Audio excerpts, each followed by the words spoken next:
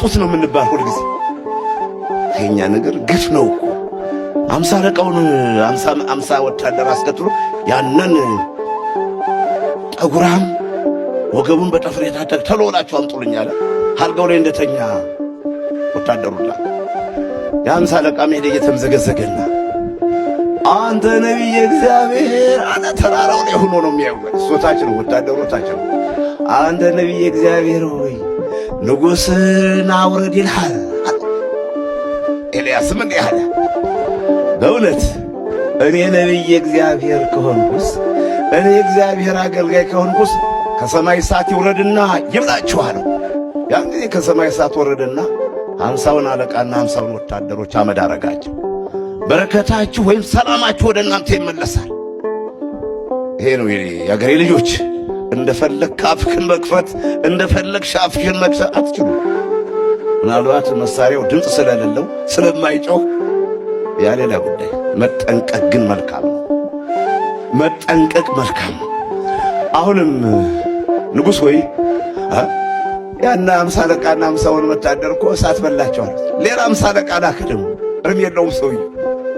ሄድ እጁን በዛ አምጣልኛው በንዴት የበለጠ ሄደ። 50 አለቃ ደግሞ 50ውን ወታደሮች አስከትሎ ተራራው ላይ ቀና ብሎ ተመለከተና አንተ ነቢይ እግዚአብሔር ሆይ እነሆ ንጉሥ ይጠራል፣ ቶሎ ብለህ ውረድ።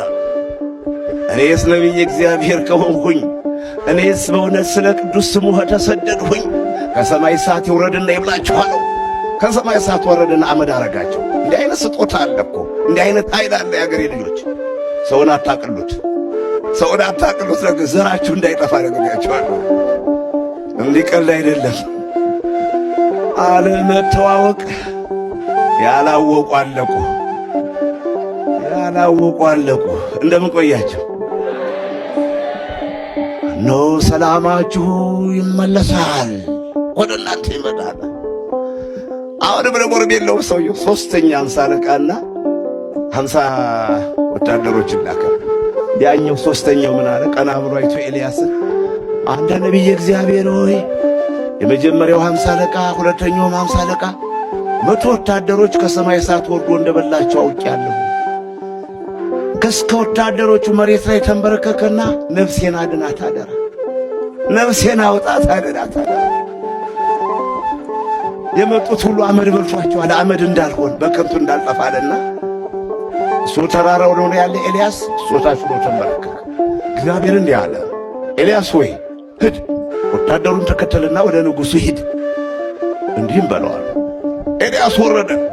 ከዛ ከ50 አለቃውና 50 ወታደር ጋር ሄደና ቤተ መንግሥቱ ገብቶ ንጉሥ ሆይ አለው፣ እነሆ የአቃሮንን አምላክ ብዔልዜቡልን ጠይቁ ብለህ በእስራኤል ምድር እግዚአብሔር እንደሌለ ሁሉ መልእክተኞችን ልካልና ከተኛህበት አልጋ ትሞታለህ እንጂ አትነሳም ብሎት ደምድሞት ሄዳል።